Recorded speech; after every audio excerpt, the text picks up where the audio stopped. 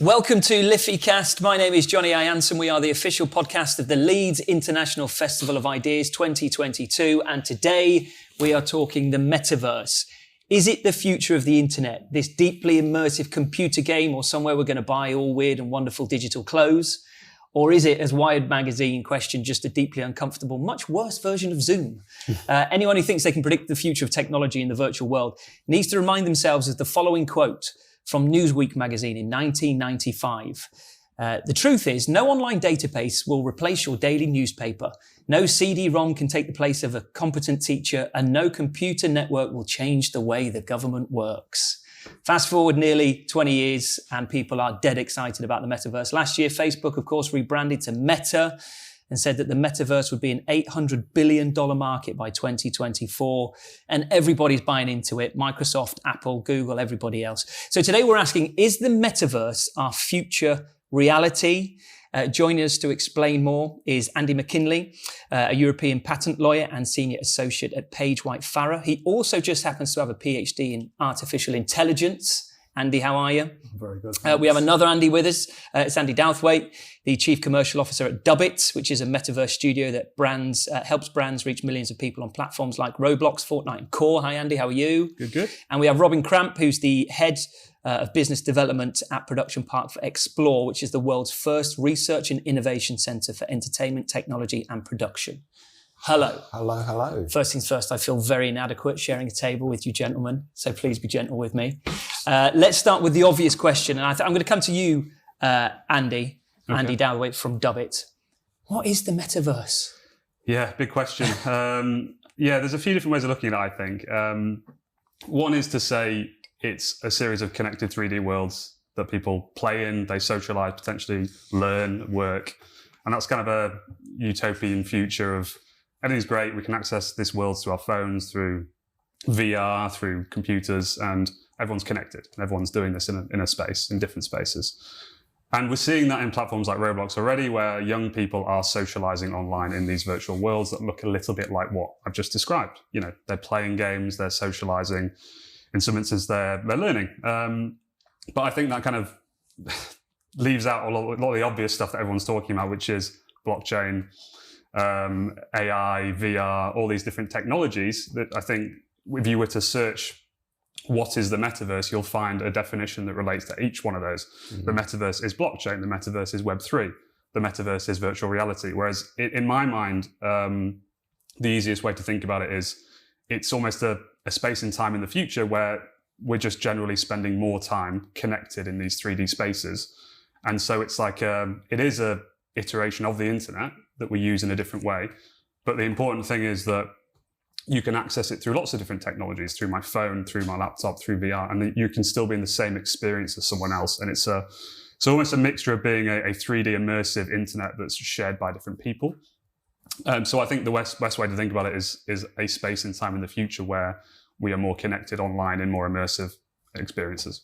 So how do you fit into this then, Robin? Because when we talk about connective immersive experiences, there's very few more connective and immersive experiences than seeing a live show, be it the Cirque du Soleil or be it the Killers, people that I know that you guys have worked with. So just tell us a little bit about what you do and how you see yourself fitting in the metaverse. Yeah, so as you rightly in the introduction, Production Park is traditionally a space where artists would come and rehearse at scale. So, you know, those artists that you just mentioned there.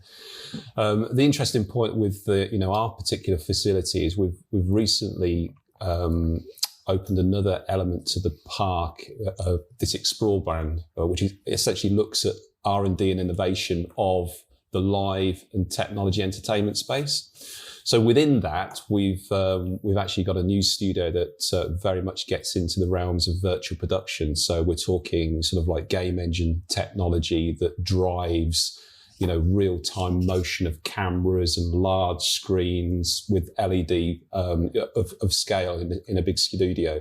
So the thing is, when you start to talk about the metaverse and the platforms that Andy's rightly pointing out there, and then you think about the physicality of, whether it be live events, but also where we're looking at within TV and film and production, it's just the whole concept of that technology and what you can do with under the umbrella terms of whether it's like virtual production or whether it's under the umbrella term of the metaverse. It's actually, you rightly point out about, AR, VR, you've got all these elements that come under the umbrella, but actually when you physically get to the point of what are you going to do with these spaces, how do you connect those online worlds that you point, but also I think the key points I feel for the metaverse is it is a blend between virtual and the physical. And for me, I almost feel that if you want to be pure in that terms, it's not just exclusively an online experience. The two need to be able to blend. So when you get to the point of like, whether it was a live show, thinking about where this can go. If you're at an event, you're at an arena, you're watching something on a screen, what are those sort of, physical in a room? What are those extra elements, added value to the audience there? Or if you can't get to the show, what does it look like for you online in sort of like an online platform? It's about using the different platforms and the entertainment value and creating the right experiences with those assets and seeding them in the right sort of places. There's a lot of acronyms to get through probably over the course of the next half hour. NFTs, AI, XR, all that kind of stuff. We'll try and dig into a bit of those and also just remind ourselves what some of those are as well. But from a lawyer's point of view, Robin, is the metaverse an absolute nightmare? Because it seems, I'm very limited in my knowledge of law, but it seems that law has struggled to get a grip on the internet as it is. The metaverse seems an even more difficult extension of that. I mean, it certainly poses a whole bunch of problems, but if these things were straightforward, then lawyers like me wouldn't earn any money. I think the challenge and the fun is trying to plot the route through these issues, but it certainly does. On the legal side, you come from a world where, laws are set by countries. There are sort of people based in certain locations, and that's how you're looking at how these laws apply. So if, for instance, you've got someone copying something in the metaverse, using someone's trademark, using a brand name, how do you tackle these problems? There's lots of sort of interesting puzzles there. And, a big open question as to whether the legal frameworks that we have are suitable for that. Sort of my bread and butter work is in dealing with patents and patent applications, and they're all about technological innovation. So it's a system that's kind of used to change. So, you hope that there is some resilience in the system, but it's better at dealing with some sorts of innovation than others. And the sort of rapid pace that you see in software, and then, sort of accelerated as we have these sort of moves in technology trends to something new like the metaverse. It's sort of interesting and has its challenges for sure. So what will it look like, Andy? Mark Zuckerberg was talking last year, I think it was, about how he intends to make billions of dollars selling people virtual clothes online to dress their avatar. People have this idea that they'll be wearing headsets or some sort of glasses, and they'll have a virtual instance of themselves walking around in a virtual world. Is that what it will be like? And if it is, why would we want to leave the real world behind? Yeah, it's. I think, kind of to what Robin was saying before, thinking of metaverse as being integrated into what we're doing already in our lives is really important, because we watch films like Ready Player One that people have seen, where everyone's escaping reality in this dystopian future by wearing a VR headset, going to work, meeting their friends in there. Whereas metaverse shouldn't be seen as a replacement for real life; it should be seen as an accompaniment to what we're doing already. And I think the best example of that is what we've seen in COVID, where young people haven't been able to go and meet their friends at the park or the tennis club or wherever. They've had to do it online. And it's forced it's not that they're spending every minute of every day online socializing with their friends, because you don't spend every hour of every day socializing. You spend a few hours maybe in the evening. And so I see it as, what it looks like is lots of different ways of accessing this metaverse, lots of different access points. So you could have some friends that are playing in an immersive world, and you could log in on your phone and just be looking at, and communicating with your voice. You could actually jump in with a VR headset and be immersed, and it's more 3D, it's more immersive, it's a better experience, but it's the same connectivity with the same people. So I think in reality, it's part of it is we don't really know, and that's a really, that's a really obvious answer. But I think the way technology's changed, certainly on the immersion scale with VR, and the way these tools are getting better and smaller and more compact, immersive experiences will be a big part of it. But that's only one part. That's better for probably entertainment or somewhere where you need to be really immersed. Whereas if I'm, wanting to access the metaverse through a 3D map, I don't want to have my complete vision blocked off. I want to be able to see where I'm going in the real world. So this is where. But would you need to get there in the real world? If you're going somewhere, won't you just send your virtual car out and it'll know where it's going? Yeah, exactly. Well, there's part of that. But if you're trying to incorporate AR, where you're augmenting your reality and giving yourself augmented tools. reality. Yes, exactly.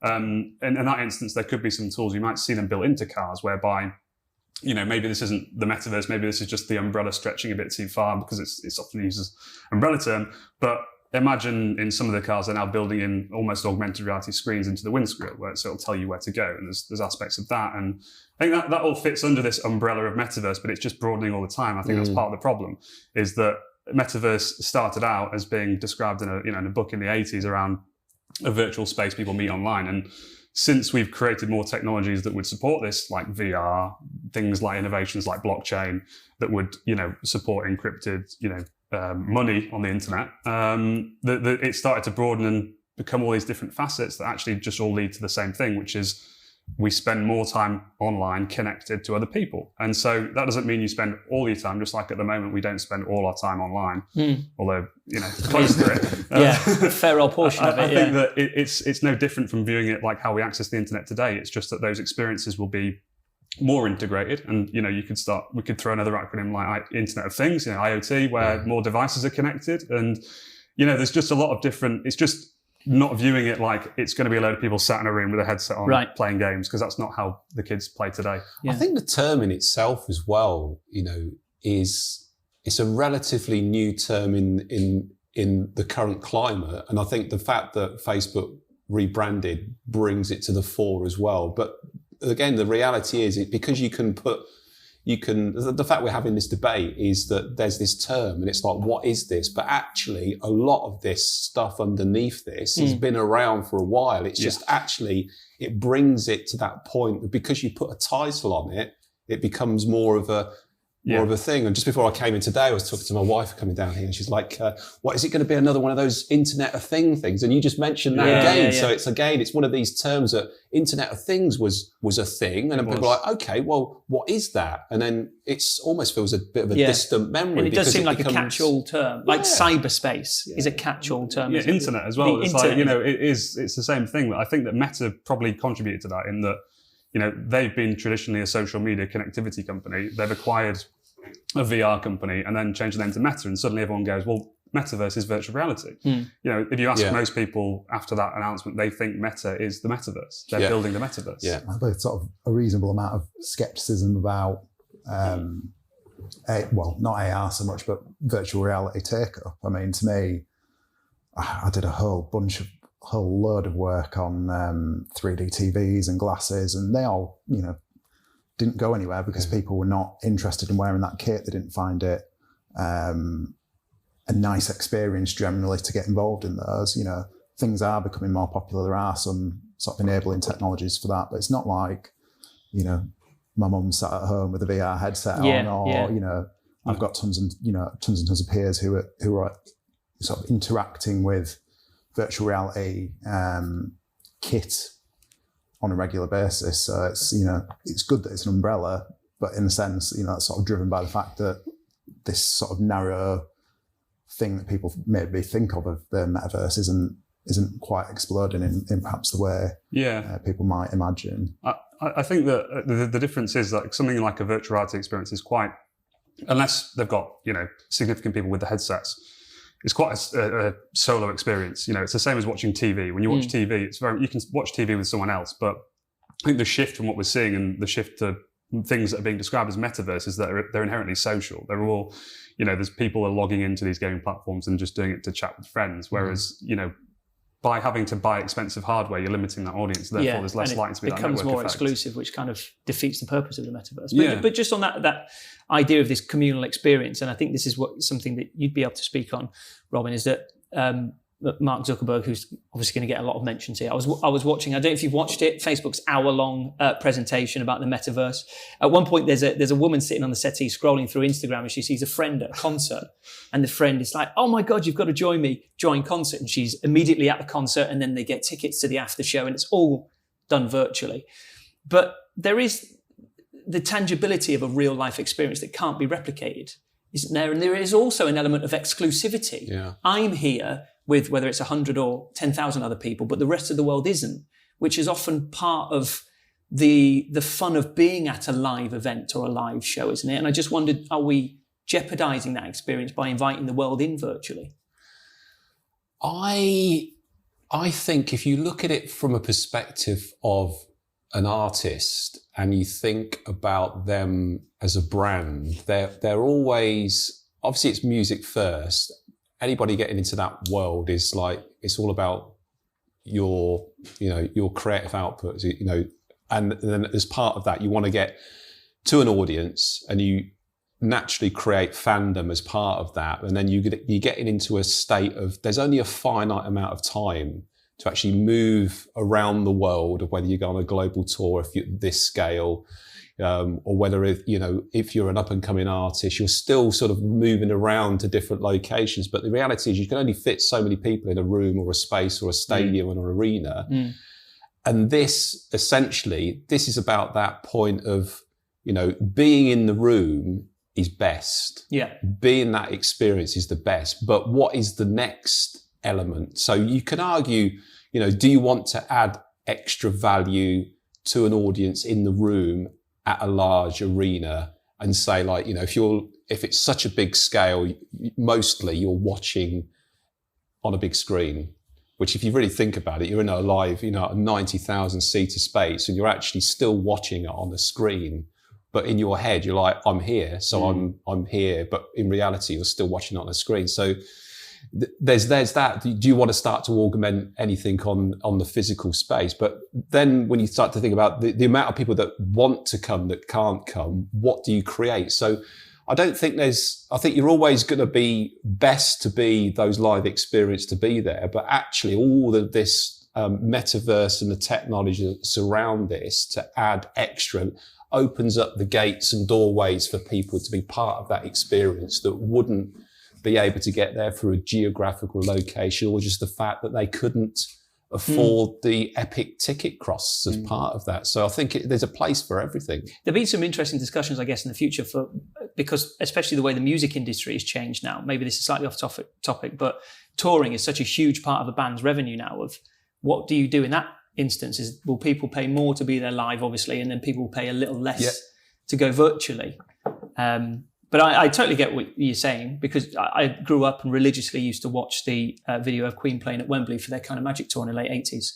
Now on VHS, that's not the same experience of being there, but it was pretty close for a young kid to be able to see Freddie Mercury. That was good enough at that point. So I can see definitely the appeal of this. It's an interesting recently. So again, one of the name drop things, we had Little Mix with us a few months back rehearsing their tour, and I think their final show was at the O2 arena in London, and they sold I think it was 90,000 online streaming. So this was just streaming. Yeah. So they sold an extra 90,000 tickets to people that couldn't go there, and it was just basically a high-end production that was streamed to an audience. And you think of that extra value that's brought to the brand of Little Mix as the tour. Plus also it means that those people that couldn't get in, but then when you think, well, that's already happening right now. But then when you start to think about, avatars and sort of like, virtual worlds that you can dig into as well, you can really see that actually audiences want that ability to be able to immerse themselves and access the, whether it's music or artists of any climb, entertainment really. The difficulty I have with this is, how does it all integrate, Andy? And how does it work where you have many different worlds, whether it's somebody watching a concert, whether it's somebody playing Call of Duty virtually or whatever, whether it's someone who wants to go and do their shopping virtually or whatever. They're all separate entities, aren't they? Yeah, I mean, I suppose the glib answer to your question is with difficulty. Yeah. And, it's going to require some sort of, not only some technical innovation to bring these platforms together and get that sort of interoperability, if that's what we want, but also, there's a human element to this, isn't there? So, it's the whole VHS versus Betamax. You put VHSs in my head now with that. I think, the HD, DVD, Blu-ray thing, there will come points in the evolution of this sort of technology where there are someone who becomes dominant, or certain platforms that have the user base and have the power, and they become sort of the way that everyone moves to go. They become the sort of standard, but that opens up a whole bunch of those questions about sort of legal frameworks around this and how you deal with that. How do you even begin to do that? Because that's a global. Did you invent a metaverse police force and law firm that go around virtually in those worlds? Well, you think of, for instance, Amazon at the minute. So when it comes to selling stuff online, they're the biggest player, and the way that they've approached it is they've got their own sort of unit. So if someone's selling a rip-off product, you go to them and they'll take it down off the site, and they effectively become the judge, jury and executioner for that particular part of the law on their platform. So it doesn't really matter to them, what the legal, well, it does to some extent, obviously, but they're taking an independent decision about what goes on their platform. And so they have a lot of power in that regard. And I guess in the metaverse, you can foresee a scenario where whoever ends up with the control of this platform, or one of the big platforms, be it Meta or someone like that, they will have a lot of power over what people can and can't do in this online world. And maybe they form the police or the courts of that metaverse. And is that something that we're comfortable with and we want? It's a very big question that I don't have an easy answer to. But I don't think anybody ever would, though. No. Looking at how the internet has struggled to get a handle on things. I think a lot of the arguments for this interoperability is just a massive buzzword in the metaverse space, because everyone's talking about interoperability. Yeah, everyone's talking about just the way stuff works together. Yeah, the way stuff works together. How do these platforms connect? Exactly what you were asking for. But this is the big argument for decentralization and things being built on composable technology that actually doesn't have centralized companies like Meta that are controlling it and have no incentives to work with other people. So you've got a lot of these, I'll do this, metaverse platforms that are, these 3D worlds that are decentralized, but they don't have the users today. They don't have people playing them. There's a big trade-off between Web3 virtual worlds that do have composability and can be interoperable, and you can have NFTs and assets that move between them, versus a Roblox or a Fortnite that is not decentralized, isn't interoperable with other platforms, but the users don't care because there's enough content in there to make it a meaningful experience. Like when I play on Roblox, why do I care that I can't take what I bought on Roblox to another platform if Roblox is where I hang out? Yeah. Do the users care? And so we did an event recently with Charlie XCX in an event space, but no one was there going, how do I access this on Fortnite? No one, it just wasn't an issue. Because they just went to the platform it was on. Yeah, because there's 200 million, monthly users on that platform, whereas on a sandbox, so let's take a decentralized, interoperable platform like Sandbox, and there's, less than 500,000 users. And so today, I'm not saying this won't change in the future, because a lot of this stuff definitely will. Today, the users that are accessing the metaverse don't really care whether it's interoperable or on the blockchain. Whereas we, I think, as adults, probably the wrong word, but people that are talking about metaverse get hung up on these details because they are important for things like legalities and enforcing rules. Whereas today, the metaverse police on Roblox are there 5,000 plus moderators that are moderating the content and enforcing those policies. There's a lot of really complicated words in the metaverse and a lot of acronyms. Sorry. No. Try and simplify as much, because I know that was your simple speak as well. But just on that, I just wonder if that's what puts people off kind of properly engaging with this interoperability and NFTs. I mean, if I try and wrap my head around what Bitcoin is and what cryptocurrency is, I melt into the table because I just can't wrap my head around it. But when I have smart people explain it to me, it makes sense. But I just wonder if that is part of the issue, is it seems so nebulous and out there. I think you're absolutely right, but I also think that's why the term the metaverse as a brand term is created, because it almost it allows people to focus on one particular thing, and then but it's also an Achilles heel at the same time, because then you got like one person's version of what that actually means. Everybody's coming from a slightly different stance.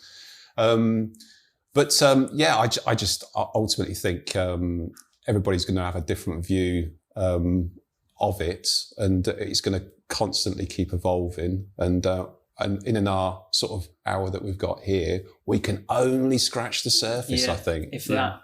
Let's talk about the money involved and the business opportunities. The idea of making billions of dollars from the virtual world isn't a new thing. Epic Games, the people behind Fortnite, make $9 billion a year, which basically is a kind of metaverse, isn't it? Fortnite. The free-to-play game Roblox, which I know you guys are involved with, made $454 million in revenue just in last year's first quarter. So there's no way that businesses will leave this alone. I know that you're working with businesses, Andy, who are keen to maximize the financial opportunities of this. They're basically making their own games, which are adverts, effectively. Yeah, but basically, yeah. I mean, I think Fortnite as an example. So Fortnite is a game in itself, but it's a very social multiplayer game. What they're creating is something similar to Roblox or Created, which is more of a platform. So there's just a differentiation. And Roblox, which you point out, is it's a little bit like YouTube. People go on and make their own games, basically. Yeah, and I think that's a big part of the term. Another facet of the metaverse is user-generated content. You know, players that can build their own stuff and sell it, or just like we do on YouTube, just like we see on YouTube. So yeah, I think that there's a lot of investment in the space. I think that although Roblox themselves are making tons of money, I think the opportunity for brands entering these platforms like Roblox and Fortnite aren't necessarily for direct, they can make money selling digital items, or NFTs, because the two could be interoperable. Not to use that word too frequently. Definitely the word of the day. So it is, isn't it? Going to get a tattoo after this. But I think what we see and adverts is kind of implies, putting a product in something and get someone to buy something. And I think that the metaverse, its best use in these immersive worlds, in these 3D worlds that players are really engaging with is more what we call like brand affinity building, brand campaigns, where rather than a brand just sticking a billboard in a game and saying, come and check out my website, you don't really do that on these platforms, mostly because they don't link off, because they're very kid safe. So what we see really is brands, I'll give you an example, like brand like Samsung would want to create almost an experiential marketing campaign. But in the metaverse, you can do that at scale. So whereas in the real world, they might run a concert in a park, have a limited amount of attendees. We were talking a bit about the limitations of physical events. Samsung can put on an event, bring an artist in, create a virtual world, create gameplay in there, run it over a weekend and have millions of players visit that experience and interact with their brand. And they're not there going, come into this world, click an ad and go and buy a phone. They're there saying, come in, experience the world. And it's just like how, Carling sponsor Leeds Festival or people sponsor festivals. It's associating that brand with a fun event that you've experienced. So I think that's the way we look at a lot of the brand campaigns, is either building some ephemeral event like a concert, runs for a few weeks. There's still that feeling of, yes, I went to that concert. It was only on for a limited time. But then also on the other end, creating massive online, almost games that run as a service where they run, and building communities around these games. So we on the other end of the spectrum, we built Nickelodeon's world in Roblox, where that will be updated. They'll bring in more of their IP into that, and just trying to capture more fans, in a meaningful way through gameplay, rather than just, historically to get into gaming, you have to do a big deal with Epic or EA to integrate into a really popular game like Fortnite, for example. Whereas now with user-generated content, there's more games, there's more developers, and therefore there's more chances to either integrate into those games or build your own. So yeah. We've heard NFTs mentioned a few times on the podcast. Does anybody want to try and explain what an NFT is? Anybody? I'll leave that to you. I'm going to have to go back to you. Non-fungible token. I'll try and give you it's hard because it's almost like its own metaverse in itself. There's so many different things. Don't give me another one. I can't give you any more. There's so many different things that sit under it, because the big thing everyone sees is obviously what we'll call like animal profile pictures, so images of animals, pictures of monkeys. Yeah, I see a lot of pictures of digital monkeys. Yeah, I've heard people paying £500,000 for. And I think that kind of confuses a lot of people, because they go, well, what's an NFT? It's just an image that an image that I own and I can prove it to you because it's on the blockchain. Like that's ever going to happen. Someone's going to go prove it to me. But it's the same. It's essentially building luxury goods out of artificial scarcity. Basically saying, thin air. I thought you were going to say. Well, kind of, yeah. I think there's probably, my opinion on NFTs is that there are genuine use cases to owning items and having ownership over them that can be transferred. In gaming, there's always been this problem where if I buy something in a game and that game shuts down, it's just a sunk cost. Yeah. Whereas if you're creating games that can incorporate NFTs into them, and therefore you can prove ownership and you can transfer ownership to someone else, if I invest, I don't know, $500 into a game over the next year, it's not all sunk costs. I can actually get some value out of that and trade it. And so there's a bit of that in gaming. And I think also I'm not going to mention interoperable, but the idea of transferring assets between games, which has its own, and with that transferring assets between the term metaverse we're using to basically describe virtual worlds. So there's a bit of that. And my feeling is that if we're spending more time in these worlds and spending more time with our friends in these worlds, people are willing to spend more money on their appearance in these worlds. They want to dress up their avatars. You were telling me earlier, though, about a kid that spent more on a Gucci bum bag than it costs in the real life for a virtual version. I don't think I used the word bum bag, but... but yeah, I'm a kid of the 80s, so I use bum bag then. Absolutely. Fanny pack. Fanny pack, yeah. Are any of your lawyer friends getting calls from people saying somebody stole my virtual picture of a monkey or virtual bum bag? Yeah, I mean, there was a case recently, perhaps not a lawyer friend, but that there was in the press about someone basically minting a whole load of NFTs that were copies of these bored apes with the apes on, and effectively the way that Bored Ape Yacht Club stopped them was to rely on the sort of traditional IP rights. Someone had was copywriting these images of the apes and we can stop someone else doing it. So there's this whole framework about NFTs and, who owns them. But actually when it comes to, ripping off someone's creation, someone's artwork, then what this very high-tech company went back to was the law of the land as it stood, really. So I think it's kind of interesting in that sense that there's this disconnect. Sorry to interrupt. There was one thing I saw recently that may be of interest. There's a guy who owned a Bored Ape Yacht Club, a famous actor. Bored Ape Yacht Club is the people that make the pictures of the apes that people spend tens of thousands of pounds. Correct. Yeah, they minted them originally, so people now own them and they have like copyright ownership of, and they can license, they can do whatever they want with them basically. And he was trying to create a TV show based on his Bored Ape. He had other actors involved, but then someone stole his Bored Ape. And he's gone into all this effort of producing this show, and he's there going, "Oh, look, I need to get it back. And the person who's stolen it, or the person who bought it off the person that stole it, has not responded. So, what do you do in that instance? I'm not asking to give you an answer, but I just thought it was interesting. Yeah, it was really interesting because it's the guy who's, and we're getting way off topic here. The guy who's bought this NFT because he has the NFT somehow thinks it's got ownership over this character and sort of. The rights in that, whereas actually, it's who came up with that bit of artwork. What have they licensed it to the NFT holder under? It's there's a whole bunch of interesting and weird questions. Yeah. I'm going to bring to a conclusion before we get too far down that rabbit hole. But I just wonder what people would have thought if they'd have listened into this conversation 15 years ago and just heard that kind of past 5 minutes and just would have been, what are you talking about? I thought it was white noise. Yeah, I mean, NFTs and monkeys and people paying £500,000 for a digital picture of an ape. But that seems like a perfect place to conclude our conversation today about the metaverse. You said we were going to scratch the surface, and I think just the tip of the iceberg. Who knows where this is going? I think a few people at least hope they do, because there's a lot of money to be made. But I certainly feel like I've learned a little bit today. So thank you very much for that. Interoperability is definitely the word of the day. Let's get tattoos. Yeah. Andy McKinlay, Andy Douthwaite, and Robin Cramp, thank you so much for being our guest today on the official Lificast. We partner at the Leeds International Festival of Ideas 2022. Is the metaverse our future reality? I think the answer is possibly yes. Do join us next time. Thanks very much for being with us.